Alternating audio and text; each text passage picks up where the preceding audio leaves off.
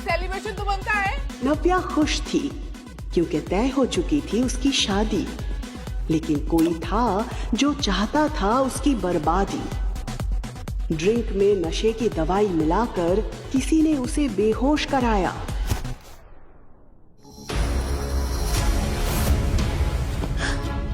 ऋषि, उसे महसूस हुआ कि ऋषि की उंगलियां उसके बालों में घूम रही है। ऋषि, शादी से पहले प्लीज ये सब नहीं। कुछ देर बाद उसकी आंखें पूरी तरह से बंद हो गई और वो कब सो गई उसे पता ही नहीं चला। अगली सुबह नव्या का सर इतना भारी था कि उसकी उठने की हिम्मत नहीं हो रही थी। अगले ही पल फिर से डोरबेल की आवाज आई।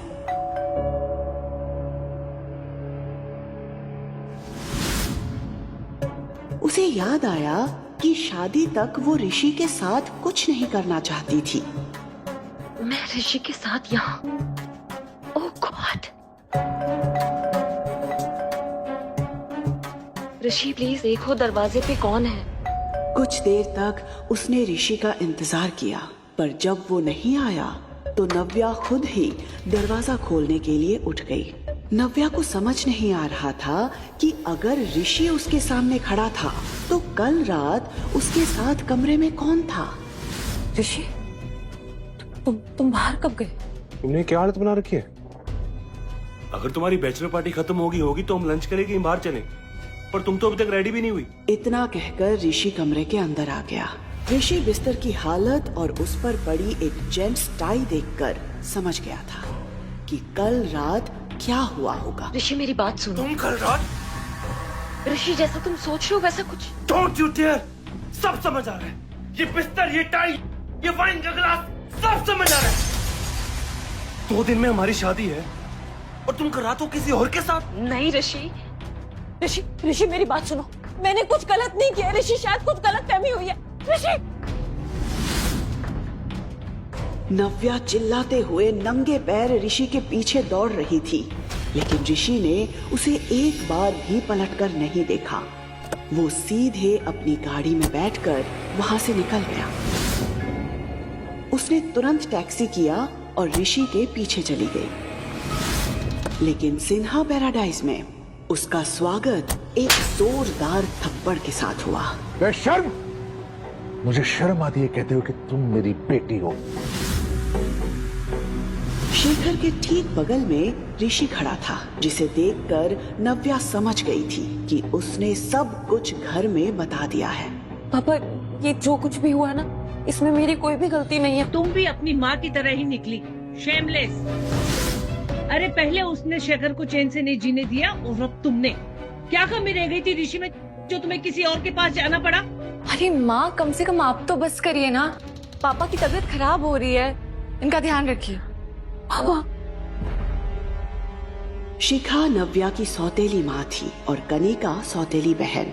कनिका, तुम तो मेरा यकीन करो, मुझे सच में कुछ भी याद नहीं है कल का। मैं ऋषि, तुम तो मुझसे प्यार करते हो ना? तुम तो मुझ पे ट्रस्ट करो प्लीज, प्लीज। ट्रस्ट? ये शब्द तुम्हारे मुंह से अच्छा नहीं लग रहा। जिस लड़की से मैंने प्यार किया था वो तो रातों किसी और की हो गई थी। नहीं ऋषि, प्लीज ट्रस्ट मी। अब बस! तुम्हें जो ठीक लगता था तुमने किया, अब मैं वो करूंगा जो मुझे ठीक लगता है। नव्या के साथ बाकी घरवाले भी ऋषि शेखावत का इशारा समझ गए थे। ऋषि ने तुरंत अपनी उंगली से एंगेजमेंट रिंग उतारी और वहीं सबके सामने जमीन पर फेंक दी। ये रिश्ता मैं अभी के अभी खत्म करता हूँ। I am breaking up with you. आज के बाद अपनी ये मनुष्य शक्ल मुझे मत दिखाना। ऋषि, ऋषि नहीं, ऋषि मैंने खबरदार! खबरदार! जो उसे रोकने की कोशिश भी की तो अब उससे जो कुछ कहूंगा ना मैं कहूंगा, और तुमने जो किया है ना उससे हम सबकी जिंदगी बर्बाद हो गई है। ऋषि, ऋषि बेटा सुनो, प्लीज मेरा यकीन करो, मुझे कुछ ध्यान नहीं आ रहा है। मैं सच में, मुझे लगा कि मैं ऋषि के साथ थी। प्लीज प्लीज मेरा यकीन करो प्लीज।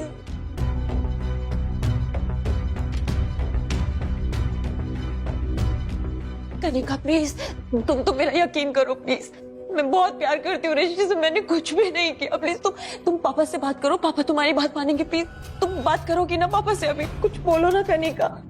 दीदी,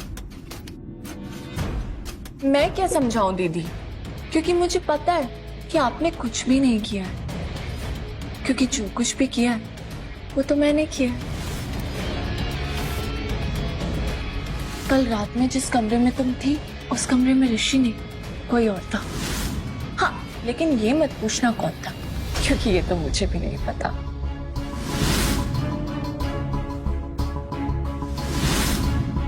और मैंने ये सब इसलिए किया क्योंकि अगर कोई ऋषि से शादी करेगा तो वो मैं होंगी। तुम ऐसा सोच भी कैसे सकती हो? मैं ऐसा सोच ही नहीं सकती, कर भी सकती हूँ। और देखो, मैंने ऋषि को तुमसे हमेशा हमेशा के लिए अलग कर दिया। अब वो जिंदगी भर कुंवारा रह जाएगा, लेकिन तुम्हारी तरफ दोबारा पलट के कभी नहीं देखेगा। बचपन से तुमसे मैं नफरत करती हूँ और हमेशा तुमसे जीतती आई हूँ। नहीं कनिका, जब ऋषि ने तुम्हें प्रपोज किया तो मुझे ऐसा लगा कि इस बार मैं हार जाऊंगी, लेकिन देखो मैं फिर से जीत गई। How dare you Kanika? क्यों किया तुमने ऐसे? क्यों किया? क्यों किया तुमने ऐसे? तुम्हारी हिम्मत कैसे हुई मेरी बेटी को छूने की? पापा, ये सब कुछ कनिका ने किया है। कनिका ने मुझे फंसाया। चुप, एकदम चुप। अब एक शब्द और नहीं। देख रहे हो अपनी बेटी की हरकतें? एक तो शेखावत परिवार के सामने हमारी इतनी इंसल्ट करवाई, ऊपर से माफी मांगने की जगह मेरी बेटी को मारने चलिए। निकल जाओ अभी के अभी इस घर से।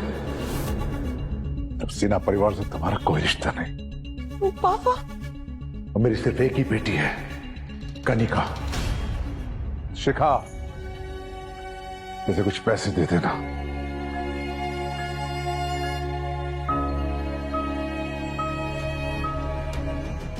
उसके पिता शेखर का फैसला उसे अंदर ही अंदर तोड़े जा रहा था।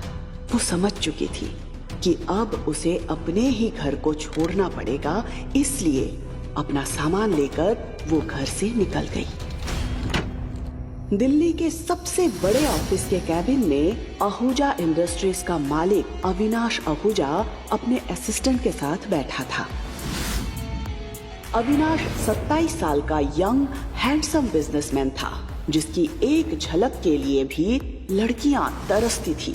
बिजनेस वर्ल्ड में उसकी काबिलियत के साथ उसके गुस्से की भी चर्चा होती थी। मतलब शशांक, तुम ये कहना चाहते हो कि कल रात में किसी लड़की के साथ था और तुम्हारे पास उसके बारे में कोई इन्फॉर्मेशन नहीं है? सर, बहुत बड़ा ट्रैप था। Are you out of your mind, Shashank? Sorry sir, हमने बहुत कोशिश की बट लड़की का चेहरा नहीं देख पाए। एक्चुअली सीसीटीवी सारे सामने से बंद थे, सिर्फ ये दिखाई दिया कि एक लड़की ने दूसरी लड़की को आपके कमरे में भेजा था। अविनाश सीसीटीवी वीडियो देखकर शॉक्ड था। शशांक, इस होटल के सारे एविडेंस मिटा दो। किसी को नहीं पता चलना चाहिए कि मैं कल रात किसी लड़की के साथ था। अगर ये बात मीडिया तक पहुंची तो मेरी रेपुटेशन के लिए ठीक नहीं होगा। शशांक ने तुरंत हाँ में सर हिलाया और अपने काम के लिए तेजी से निकल गया। अविनाश और शशांक ने उस लड़की की आइडेंटिटी पता करने की बहुत कोशिश की जो उस रात अविनाश के साथ थी, लेकिन उनके हाथ कुछ भी नहीं आया था। इस बात को 6 साल बीत चुके थे। नव्या और अविनाश दोनों ही इस बात से अनजान थे कि उस रात वो किसके साथ थे। दोनों ही अपनी अपनी जिंदगी में आगे बढ़ चुके थे। 6 साल तक नव्या ने काफी परेशानियां झेली, पर उसके साथ एक ऐसी खुशी थी जिसने उसकी हर मुश्किल को आसान कर दिया था। उसने अब अकेले उस खुशी के साथ जीना सीख लिया था। पापा,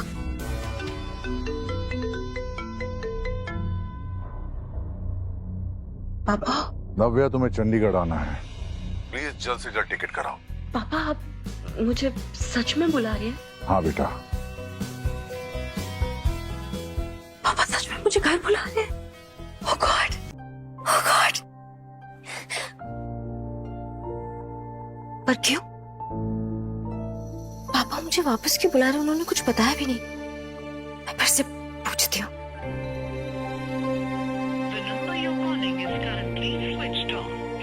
स्विच ऑफ। पापा ने मुझे वापस बुलाया, मैं वापस घर जा सकती हूँ। शायद पापा मुझे अपना लेंगे और मुझे माफ कर देंगे। वो इतनी एक्साइटेड थी कि उसने अपने ऑफिस से छुट्टी ली और तुरंत वहाँ से निकल गई। कुछ घंटों बाद वो बेंगलुरु एयरपोर्ट पर चेक इन कर रही थी। वो अपने पापा के एक बुलावे पर दौड़ी चली जा रही थी, सिर्फ इस उम्मीद में कि शायद अब उनका रिश्ता फिर से पहले जैसा हो जाए।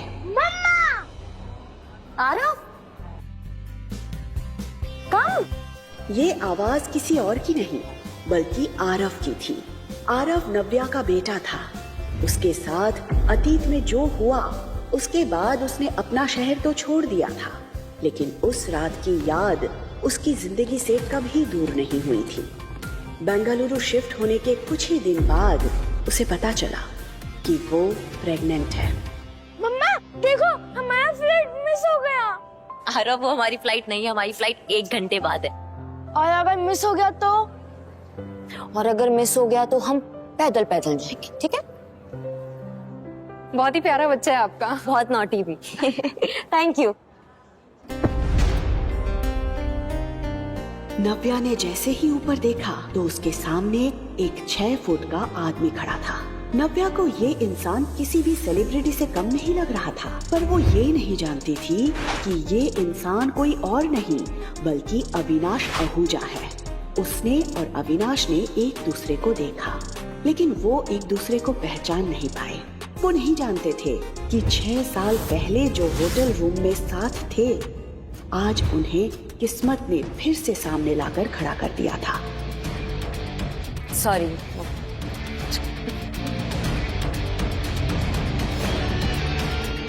मुझे सर की फ्लाइट चेंज करवानी है। इस लेडी को भी आपने बिजनेस क्लास की टिकट दे दी। अविनाश सर बिजनेस क्लास से ट्रैवल करते हैं क्योंकि उनको डिस्टर्बेंस नहीं पसंद है। वो ये बच्चे का शोर सुनते हुए ट्रैवल नहीं कर सकते। या तो आप इनकी क्लास चेंज करिए या अविनाश सर के लिए दूसरी फ्लाइट कीजिए। He just can't travel with kids. Excuse me, क्या कहना चाहते हैं आपके सर? शोर मचा रहा था मेरा बेटा, वो शोर नहीं मचा रहा था, वो मुझसे बात कर रहा था। रियली?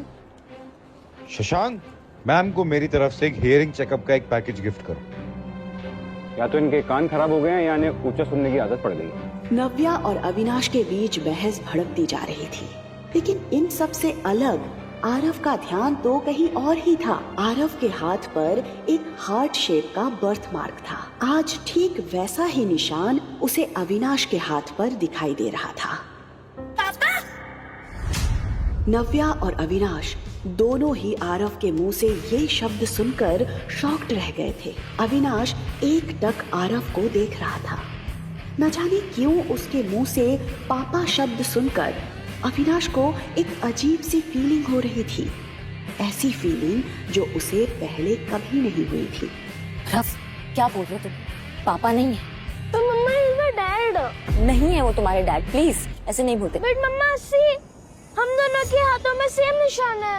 एक जैसा निशान देखकर अविनाश और नव्या भी हैरान रह गए। ऐसे सेम निशान होने से कोई किसी का पापा नहीं होता है। सीरियसली, इनकी पूरी फैमिली फन। जहां अविनाश के दिल पर आरव की मासूमियत छप गई थी, वहीं नव्या ने तुरंत आरव के हाथ से अविनाश का हाथ छुड़ाया और उसे अपनी तरफ कर लिया। इनफ आरव, ऐसे किसी को अपने पापा नहीं बोलते। बट मम्मा शुश। उसने आरव को इतने प्यार से पाला पोसा था कि आज तक उससे तेज आवाज में बात तक नहीं की थी, लेकिन आज सिचुएशन उसके हाथ से निकल गई थी। उसके हिसाब से पापा बोलकर ना सिर्फ आरव ने अविनाश को हंसने का मौका दिया था, बल्कि नव्या के वो 6 साल पुराने जख्म भी ताजा कर दिए थे। अविनाश को ऐसा लग रहा था कि नव्या की लाइफ में जो भी पर्सनल इश्यूज हैं, उसकी वजह से आरव के दिल पर बुरा असर पड़ रहा है, और ये बात उसे जरा भी अच्छी नहीं लग रही थी। जब बच्चे संभालना नहीं आता तो पैदा क्यों करते हो? इंडिपेंडेंट बनने के नाम पे सिंगल पेरेंट बन जाते हो। कभी सोचा बच्चे पे क्या असर पड़ेगा? ये बात नव्या को बहुत बुरी लगी। आज किसी ने उसकी पेरेंटिंग पर सवाल उठा दिया था। तुम्हारी हिम्मत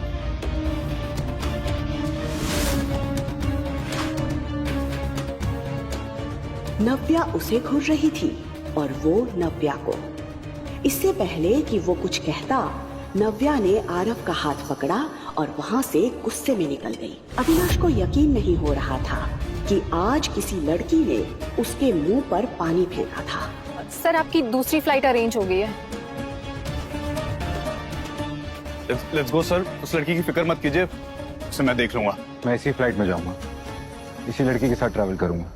पता नहीं सर क्या सोच रहे, क्या करने वाले सर। सिक्योरिटी चेकिंग के दौरान अविनाश बार बार नव्या को देखे जा रहा था, लेकिन नव्या अविनाश को नजरअंदाज करते हुए आगे बढ़ गई। कुछ घंटों बाद जब फ्लाइट चंडीगढ़ में लैंड हुई, तब तक नव्या सब कुछ भूल चुकी थी। इतने सालों बाद अपने शहर में पैर रखते वक्त उसे ऐसा लग रहा था जैसे उसकी लाइफ में फिर से सब कुछ बदलने वाला था। उसके अंदर एक खुशी थी अपने पापा से मिलने की।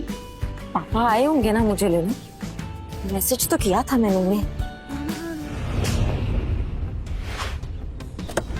सामने से ऋषि और कनिका उसी की तरफ बढ़ रहे थे। ऋषि कनिका के साथ? तो आगे तुम वापस। नव्या समझ गई थी कि कनिका ने वो सब कुछ हासिल कर लिया जो उसने चाहा था। ये लोग कौन है मम्मा? मम्मा? दीदी, ये तुम्हारा बेटा है?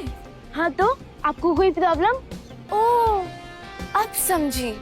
उस रात ऋषि को चीट करने के बाद तुम प्रेग्नेंट, और ये तुम्हारा बेटा है। कनिका ने ऋषि के लिए हर टूटी कड़ी को जोड़ दिया था। ऋषि को ये एहसास हो गया था कि आरव नव्या के धोखे की निशानी है। You cheat! तुम्हें शर्म नहीं आई इस बच्चे के साथ अपने घर आने पर? मैंने कोई चोरी नहीं की है, आरव मेरा बेटा है। देखा ऋषि, इसे इसकी गलती का बिल्कुल भी अफसोस नहीं। नहीं वेट, इससे कोई भी सवाल करने का कोई मतलब नहीं है। याद है इसने पिछली बार क्या किया था? उसके बाद तो ये कोई भी शर्मनाक हरकत कर सकती है। आई एम श्योर ये बच्चा भी उसकी किसी हरकत का नतीजा होगा। इस बच्चे को मेरी आंखों के सामने से ले जाओ, वरना मेरी मम्मी से दूर रहो। तुम लोग बैठ रही हो और मेरी मम्मी से बात भी मत करना।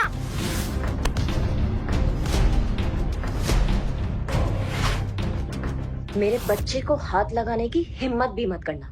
Behave yourself. शायद तुम भूल रही हो कि तुम ऋषि शेखावत से बात कर रही हो, समझे? नो वंडर ये बच्चा इतना बदतमीज है। माँ के गुण है इसमें। ये सिखाया तुमने अपने बच्चे को, और एक सिंगल मदर से क्या उम्मीद कर सकते हैं?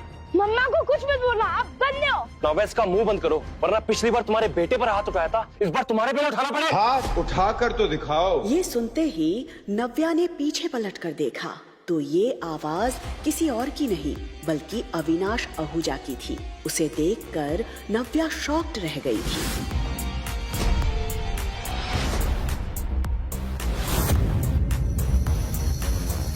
Darling, where were you?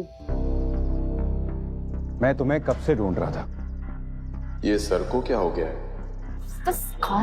ये दीदी को डार्लिंग क्यों बोल रहा है? हे किडो, हाउ आर यू? पापा आप आ गए? ऑफ कोर्स, मैं तुम्हारा कब से इंतजार कर रहा था। तुम लोग थक गए होगे ना? पहले लंच करोगे कि रेस्ट करोगे? नव्या पूरी तरह से ब्लैंक खड़ी थी। वो कभी अविनाश की तरफ देख रही थी तो कभी आरव के। वो मन ही मन सोच रही थी ये क्या करने की कोशिश कर रहा है? तभी उसने कनिका और ऋषि की उड़ी हुई शक्लों की तरफ देखा। वो समझ गई थी कि अविनाश क्या करने की कोशिश कर रहा है। कहाँ थे तुम? मैं कब से तुम्हें ढूंढ रही थी। लेट्स गो हनी, अब लेट्स गो। उसके मुंह से ये सुनकर ऋषि का दिल जल रहा था। वो बार बार अविनाश की पर्सनालिटी और उसके पीछे खड़े असिस्टेंट और गार्ड्स की तरफ देख रहा था। ये देखने में तो बहुत रिच लग रहा है, पर इतना हैंडसम और रिच लड़का दीदी के साथ क्या कर रहा है? और ये बच्चा उसे पापा क्यों बोल रहा है? मुझे तो कुछ समझ नहीं आ रहा। ये लोग कौन है? तुम जानती हो ना? Not really. नव्या ने इतना कहकर एक ही पल में ऋषि और कनिका को उनकी जगह दिखा दी थी। पापा लेट्स गो। ऑफ कोर्स किडो। Shashank, yes sir. गाड़ी निकालो। Yes sir. असिस्टेंट, बॉडीगार्ड्स, ये नव्या ने किससे शादी कर ली और हम लोगों को पता भी नहीं चला। What the hell? इसने हमें इंट्रोड्यूस भी नहीं कर पाए। जैसे ही नव्या वहाँ से निकली, उसने सुकून की गहरी सांस ली। इतने सालों में उसने ऋषि को भुला जरूर दिया था, लेकिन आज उसे कनिका के साथ देखकर उसके जख्म मानो ताजा हो गए थे। उसे एक अजीब सी बेचैनी हो रही थी और ये बात अविनाश उसके चेहरे पर साफ देख पा रहा था। पापा हम कहाँ जा रहे हैं? Aarav, what is wrong with you? तुमको पापा क्यों बुला रहे हो? तुम्हें पापा नहीं है? तो मम्मा वो मेरे पापा है, मुझे पता है। नो आरव, नहीं, प्लीज उनको पापा मत बुलाओ। थैंक यू सो मच उस वक्त हमें उन लोगों से बचाने के लिए। शेली, आई थिंक तुम्हें थैंक यू से पहले सॉरी बोलना चाहिए। मुझे पता था सर इतनी आसानी से लड़की को नहीं छोड़ेंगे। नव्या को भी फील हुआ कि शायद उसने अविनाश पर पानी फेंककर कुछ ज्यादा ही रिएक्ट कर दिया था। I know I was wrong. मुझे वैसे रिएक्ट नहीं करना चाहिए था। आपने मेरी पेरेंटिंग पे सवाल उठाया था, इसलिए मैं खुद को रोक नहीं पाई थी। पर फिर भी गलत ही मैं I am sorry, I am really sorry. Are you listening? मैं आप ही से बात कर रही हूँ। शशांक, गाड़ी साइड में रोक दो, हम यहीं से टैक्सी कर लेंगे। व्हाट? माय गॉड, कितना एटीट्यूड है। मैंने सोचा इन्होंने मेरी हेल्प की है तो मैं सॉरी बोल देती हूँ। मैंने कुछ ज्यादा सोच लिया। गाड़ी अभी रोकिए, अभी की अभी रोकिए गाड़ी।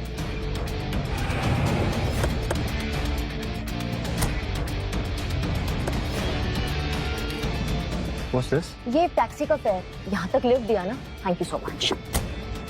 What the hell? ये लड़की समझती क्या अपने आप को? वो देख रहा था कि नव्या आरव का हाथ पकड़कर दूसरे टैक्सी का वेट कर रही थी। अविनाश का चेहरा देखकर शशांक को हंसी भी आ रही थी और उसे डर भी लग रहा था। वो अविनाश के गुस्से से अच्छे से वाकिफ था, इसलिए उसे पता था कि अविनाश ने इस वक्त अपने आप को कितना कंट्रोल किया हुआ था। अविनाश वहाँ से निकल जरूर गया था, लेकिन अभी भी उसके मन और दिमाग में नव्या और आरव की शक्ल घूम रही थी। इंटरेस्टिंग, कुछ तो है इस लड़की और इसके बेटे में। I don't know what, but there is something. Navya taxi रुकने का वेट कर ही रही थी कि तभी उसकी दादी का फोन आया।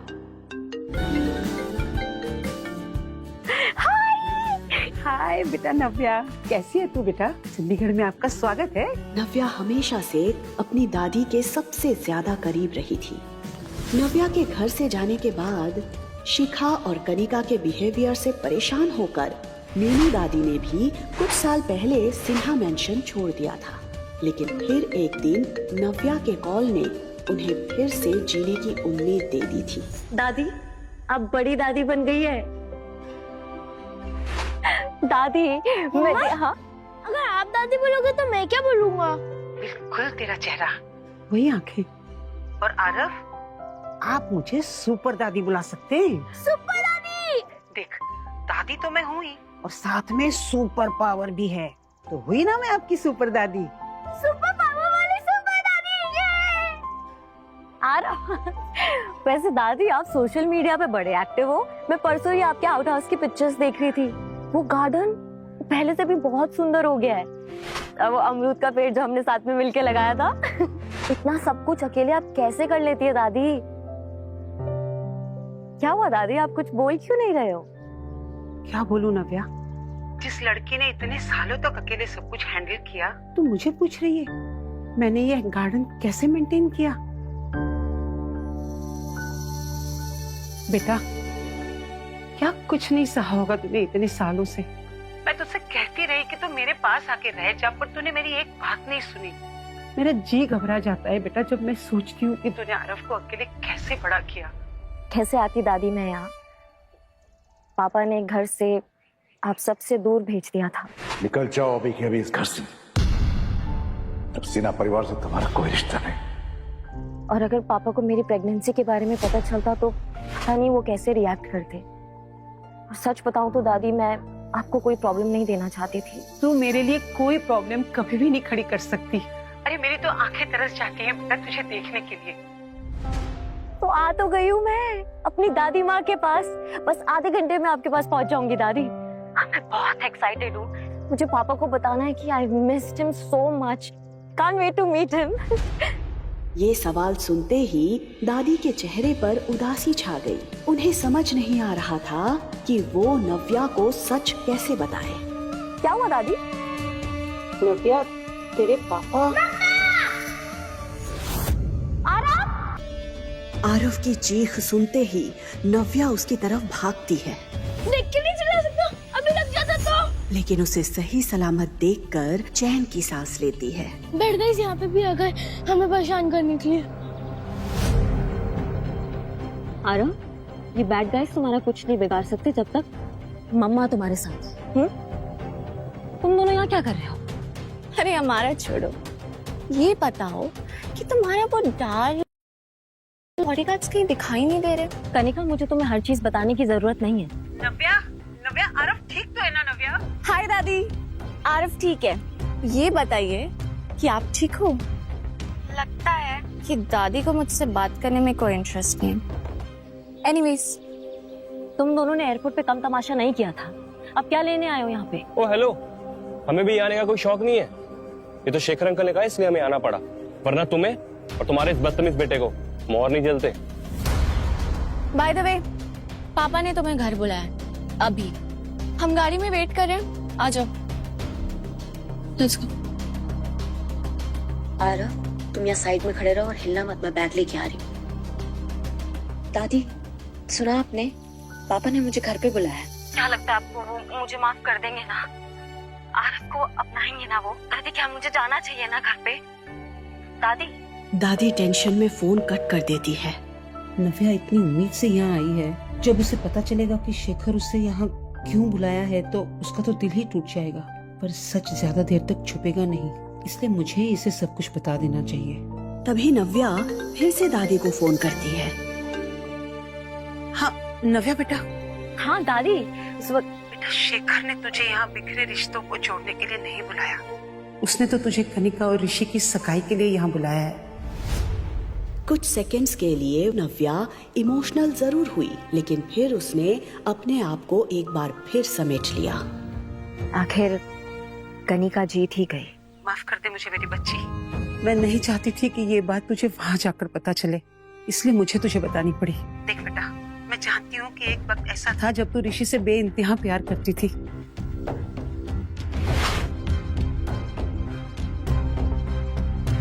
आज जब तू तेरी बहन को ऋषि के साथ देख रही है तो मुझे पता है तुझ पर क्या बीत रही होगी। पर नव्या, मैं फिर भी चाहूंगी कि तू इस एंगेजमेंट को अटेंड करे। तेरी ये हिम्मत है ना बेटा, उन सब के मुंह पर एक करारा तमाचा होगी जिन सब ने तुझे तोड़ने की कोशिश की है। आप सही कह रही है दादी, मैं एंगेजमेंट में भी जाऊंगी और पापा से भी मिलूंगी। और कितना टाइम? बैठो अंदर, हमारे पास पूरा दिन है तुम्हें पिक एंड ड्रॉप करने के लिए। चलो आरव। मैं नहीं चलूंगा, ये बैठ गई है। आरव, ये हमें नाना जी के पास लेके जा रहे हैं। नाना जी के पास? थोड़ी देर और टॉलरेट कर लो प्लीज। चल।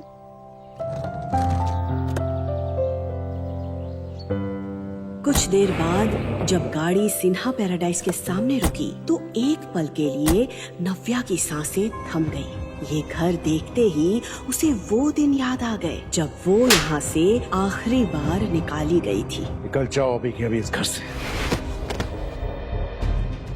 ऋषि और कनिका तो तेजी से उतरकर घर के अंदर चले गए थे, लेकिन इतने सालों बाद अपने ही घर के अंदर जाने के लिए नव्या के पैर कांप रहे थे। वो यहाँ आ तो गई थी, लेकिन उसे समझ नहीं आ रहा था कि वो इस घर के लोगों को फेस कैसे करेगी। तभी आरव नव्या का हाथ पकड़ता है और उसे हिम्मत देता है। आरव का एक्साइटेड चेहरा देखकर नव्या हिम्मत जुटाती है। अरे नव्या, सबसे पहले तुम मुंह मीठा करो। अरे आज तुम्हारी घर वापसी है, तुम्हारी बहन की सगाई के लिए। अब दो खुशखबरियां हैं तो फिर मुंह मीठा करना तो बनता है ना। मैं जानती हूँ आप मुझे खास पसंद नहीं करती हैं। मिठाई खिला के नाटक करने की कोई जरूरत नहीं है। ऐसे बात करोगी अपनी माँ के साथ? ये संस्कार दिए मैंने तुम्हें।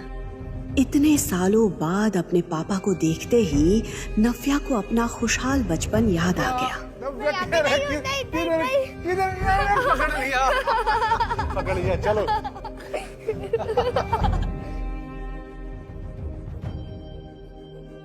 लेकिन इसके बाद शेखर ने जो कहा वो सुनकर उसके होश उड़ गए। पापा, तुम्हें यहाँ से मैंने दूर भेजा था ताकि तुम्हें अपनी गलती का एहसास हो सके, ताकि तुम सॉरी फील करो, अपनी हरकतों पे शर्मिंदा हो सको, ताकि ये पापा क्या कह रहे हैं आप? आरव मेरा बेटा है। तो रखो अपने पास। इस नाजायज औलाद को तुम्हारी मेरे पास लाने की हिम्मत कैसे हुई? पापा please stop it. You stop now. तुम्हें क्या लगा था कि तुम इस बच्चे को लेकर यहां पर आओगे और मेरा मन इसे देख के पिघल जाएगा? मैं इसे देखकर सब कुछ भूल जाऊंगा वो बेइज्जती जो मेरी तुम्हारे कारण हुई थी। Dad please calm down. चलिए आइए बैठिए। प्लीज जोर से मत बोलिए डैड, आपका बीपी बढ़ जाएगा। बैठिए।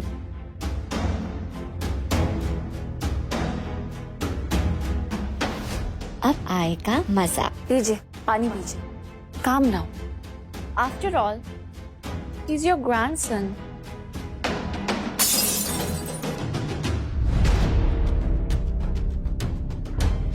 जो मेरा ग्रैंडसन नहीं है और ना ही कभी हो सकता है। लेकिन परिवार इस बच्चे को कभी एक्सेप्ट नहीं करेगा नव्या। ये बात तुम जिंदगी भर मत भूलना। नव्या समझ गई थी कि इतने सालों में शेखर के मन में उसके लिए नफरत का बीज और भी गहरा हो गया था और बची कुची कसर शिखा और कनिका पूरी कर रहे थे। तो मैं भी यहाँ पे अपने बच्चे को एक्सेप्ट करने की गुहार लेकर नहीं आई हूँ। मैं यहाँ एंगेजमेंट अटेंड करने आई हूँ। वो अटेंड करूंगी और यहाँ से चली जाऊंगी। करो, बिल्कुल करो। इनफैक्ट मैंने तुम्हें बुलाया है एंगेजमेंट के लिए, लेकिन मेरी भी एक शर्त है। इस सगाई में केवल तुम वेलकम हो। ये बच्चा उस इवेंट में नहीं आ सकता और मैं तुम्हारी वजह से और बेइज्जती सहन नहीं कर सकता। तो ठीक है, ये एंगेजमेंट आप सबको ही मुबारक हो। Congratulations Kanika and Rishi.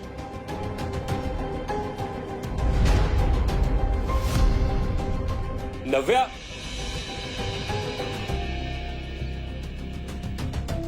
Aarav cab आ गई है वहां पे, वहां जाके बैठो, मम्मा आ रही है। नव्या, अब क्या है? कुछ बच गया है क्या? अंदर जो हुआ, एयरपोर्ट पे जो हुआ, क्या वो कम था क्या जो अभी भी कुछ कहने आ गए हो मेरे पीछे? तुम्हें जरा भी नजर नहीं आ रहा कि अगर तुम्हें फिर से अपनाना चाहता है, बस तुम्हें अपनी जिद छोड़नी है। जिद नहीं, वो मेरा बेटा मुझसे छोड़ने के लिए कह रहे हैं। डू यू इवन रियलाइज उसका मतलब क्या होता है? मेरा बेटा। मैं भी किससे बात कर रही हूँ? Forget it. तुम इतना लगाव क्यों इस बच्चे से? ये उसी का बच्चा है ना जो एयरपोर्ट पर आया था, या किसी और का? तुम ये सवाल क्यों कर रहे हो? तुम्हें क्या फर्क पड़ता है अब इस बात से? तुम तो करने जा रहे हो ना अपनी नई जिंदगी की शुरुआत। सो बी हैप्पी। यहाँ पे एक तो तुमने मुझे चीट किया, सब कुछ छोड़ के यहाँ से चली गई और एटीट्यूड ऐसे दिखा रही जैसे ये मेरी गलती है। तुम्हें क्या पता कि उस रात क्या हुआ था, किसने चीट किया, किसने नहीं चीट किया? और मुझे अब तुम्हें कोई सफाई नहीं देनी है, मुझे तुमसे बात ही नहीं करनी है। लेकिन मुझे बात करनी है। क्या बात करनी है? क्या बात करनी है तुम्हें?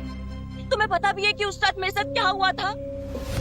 तुम्हें पता भी है कि मुझे किसने फंसाया था?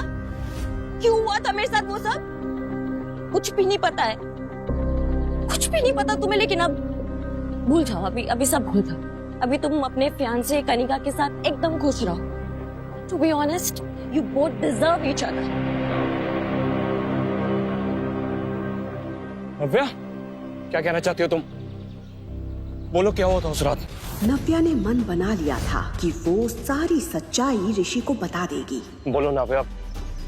उस रात हे बेबी। ये आवाज सुनते ही नव्या ने खुद को सच बताने से रोक लिया। कनिका का चेहरा देखकर नव्या को याद आ गया कि कैसे उसने ये सब कुछ ऋषि को हासिल करने के लिए किया था। अगर कोई ऋषि से शादी करेगा तो वो मैं हूँगी। कनिका की चाल नव्या समझ चुकी थी। वो जानती थी कि कनिका ने ऋषि को अपने प्यार में अंधा कर दिया है, इसलिए वो चाहे कितनी बार भी सच बोलने की कोशिश कर ले, ऋषि उस पर कभी भरोसा नहीं करेगा। बिल्कुल सही टाइम पे आई हो कनिका, हमेशा की तरह। नव्या, तुम अपनी बहन से ऐसे कैसे बात कर सकती हो? वो आई है सही वक्त पर। जो तुम चली गई थी वही थी मेरे साथ। जो तुमने तोड़ दिया था उसी ने जोड़ा। तुम्हें उसे थैंक्स कहना चाहिए। करेक्ट, मुझे कनिका को थैंक्स बोलना चाहिए और मैं थैंक्स बोलूंगी। Thank you so much Kanika for everything. और अब मुझे नहीं लगता कि तुम्हें मुझसे कोई सवाल करना चाहिए। आप दोनों की सगाई हो रही है ना, तो आप दोनों खुश रहिए and please for God sake leave me alone. देखा इसका एटीट्यूड। बेबी छोड़ो ना, हम अपने एंगेजमेंट में ध्यान देते हैं ना, वैसे भी इनका ध्यान रखने के लिए पापा काफी हैं। उन्होंने डेफिनेटली इनके बारे में कुछ सोचा होगा, है ना? इस नाजायज औलाद को तुम्हारी मेरे पास लाने की हिम्मत कैसे हुई? जो मेरा ग्रैंडसन नहीं है और ना ही कभी हो सकता है। सगाई में केवल तुम वेलकम हो, ये बच्चा उस इवेंट में नहीं आ सकता। अम्मा, नानू नहीं चाहते हैं ना कि मैं पार्टी में आऊं? मेरा बच्चा। उसकी उम्र भले ही कम थी, लेकिन उसे ये तो समझ आ ही गया था कि उसे यहाँ पर दादी के अलावा और कोई भी पसंद नहीं कर रहा था। उसकी ये फीलिंग देखकर नव्या के दिल के टुकड़े हो गए थे। क्या कभी ऐसा हुआ है कि मम्मा अपने बच्चे के बिना किसी पार्टी में गई हो? नानू थोड़ा गुस्से में थी ना, इसलिए उन्होंने ऐसे कह दिया। लेकिन तुम हमेशा एक बात ध्यान रखना, मम्मा कहीं भी जाएगी अपने बच्चे के साथ जाएगी। चॉकलेट? नव्या ने आरव को तो बहला दिया था, लेकिन उसके मन में अभी भी उथल पुथल मची हुई थी। एक तरफ उसे अपने परिवार की नफरत झेलनी थी और दूसरी तरफ उसे आरव के कोमल मन का ध्यान भी रखना था। बस जल्दी से ही 1-2 दिन निकल जाए, फिर मैं अपने बच्चे को लेके अपनी दुनिया में चली जाऊंगी।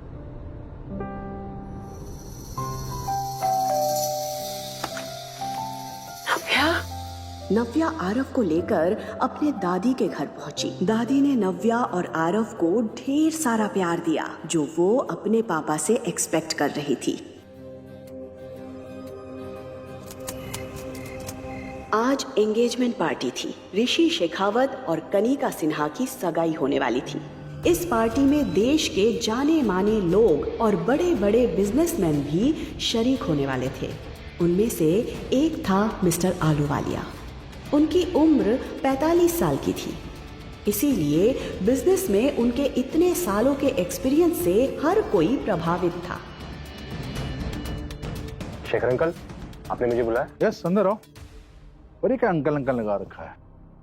कॉल मी डैड बेटा।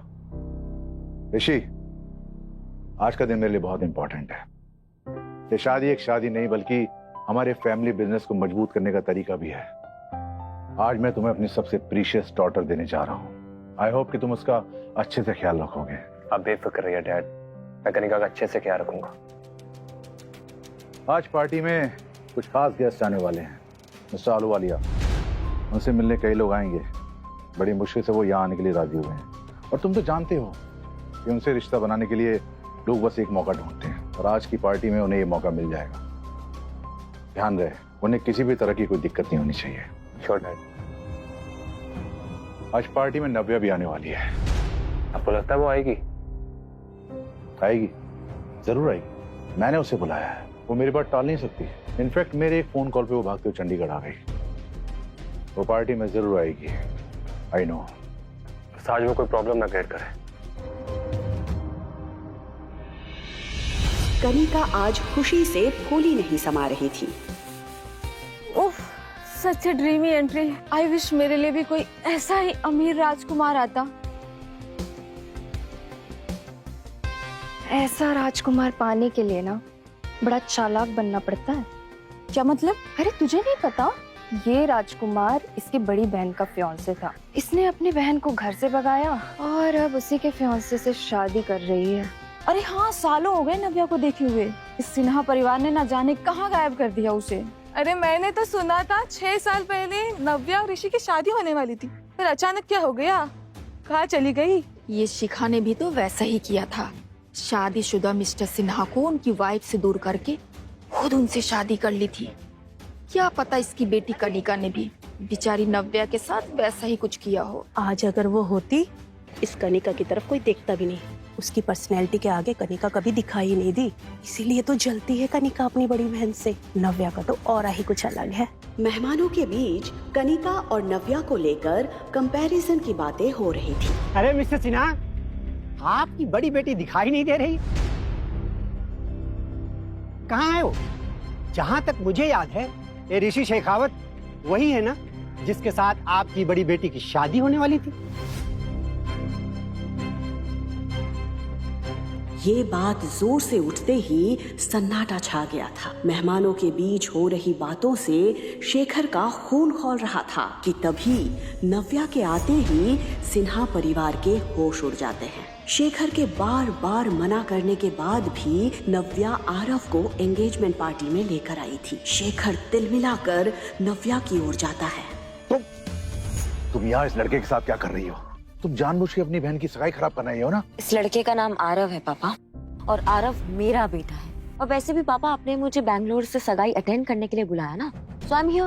नव्या, मैंने तुमसे कहा था ये लड़का तुम्हारे साथ नहीं आ सकता। इसे अभी के अभी यहाँ से भेजो, वरना मैं इसका हाथ पकड़ के यहाँ से बाहर निकाल दूंगा। मेरे बेटे को कोई छू भी नहीं सकता है, और अगर आप नहीं चाहते कि हम यहाँ रहे तो मैं खुद यहाँ से चली जाती हूँ। दीदी, दीदी स्टॉप। दीदी तुम भी ना, तुम्हें तो पता है डैड गुस्से में 2-4 शब्द ज्यादा भी कह दिया तो तुम क्या सच में चली जाओगी? हाँ, वो क्या है ना दीदी, तुम्हें देख करके 6 साल पहले जो कुछ भी हुआ वो सब याद आ जाता है डैड को। ये सब कुछ कनिका ने किया है, कनिका ने मुझे फंसाया। चुप! एकदम चुप! अब एक शब्द और नहीं। देख रहे हो अपनी बेटी की हरकतें? एक तो शेखावत परिवार के सामने हमारी इतनी इंसल्ट करवाई, ऊपर से माफी मांगने की जगह मेरी बेटी को मारने चलिए। निकल जाओ अभी के अभी इस घर से। अब सिन्हा परिवार से तुम्हारा कोई रिश्ता नहीं। पापा, और मेरी सिर्फ एक ही बेटी है, कनिका। पता नहीं क्या कुछ नहीं सहा उन्होंने, थोड़ा गुस्सा है। तुम गुस्सा थूक दो ना। आज मेरी एंगेजमेंट है। I need your blessings. उसका चेहरा देखकर नव्या समझ गई थी कि वो क्या साबित करना चाहती थी। डैड, आप ही समझाइए ना दीदी को, मेरी बातों का तो जैसे असर ही नहीं होता इन पे। शेखर गुस्से में आरव की तरफ देख रहा था। फिर अचानक उसका ध्यान मिस्टर आलूवालिया पर गया। उसने अपने दिमाग को ठंडा किया। ठीक है, तुम रुक सकती हो, लेकिन एक किनारे चुपचाप खड़ी रहना। मैं नहीं चाहता तुम्हारा बेटा आरव यहाँ वहाँ घूमे और लोग इसे देख के 10 सवाल करें। क्या नव्या मान लेगी शेखर की बात? क्या चल रहा था शेखर के दिमाग में? क्या मिस्टर आलूवालिया के साथ मिलकर कोई और साजिश रचने वाला है शेखर नव्या के खिलाफ? मिस्टर आलूवालिया, ये मेरी बेटी नव्या है। अगर आप हाँ गए तो मैं अभी रिश्ता पक्का कर दूं। मिस्टर आलूवालिया, मुझे नहीं पता पापा ने आपसे क्या बात की है, but let me tell you one thing, मुझे आपसे शादी नहीं करनी है। अगर आपको ऐसा लग रहा है कि मैं एक सिंगल मदर हूँ या आरव मेरी वीकनेस है इसलिए मैं आपसे शादी कर लूंगी, तो आप बिल्कुल गलत सोच रहे हैं। आरव मेरी वीकनेस नहीं है, वो मेरी स्ट्रेंथ है, और उसकी परवरिश करने के लिए मुझे किसी की जरूरत नहीं है।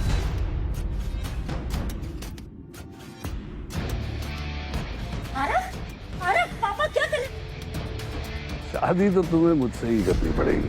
तुम्हारे पापा मिस्टर सिन्हा ने मेरे साथ एक बिजनेस डील की, और मुझे नहीं लगता कि मिस्टर सिन्हा वो बिजनेस डील कैंसिल करेंगे।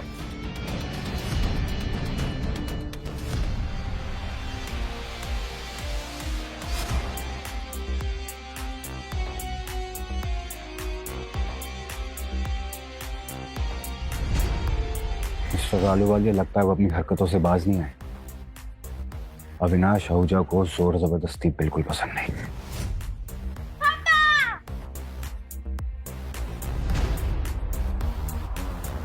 क्या नया मोड़ लाएगी ये पार्टी नव्या की जिंदगी में? जानने के लिए सुनते रहिए द रिटर्न, सिर्फ पॉकेट FM पर।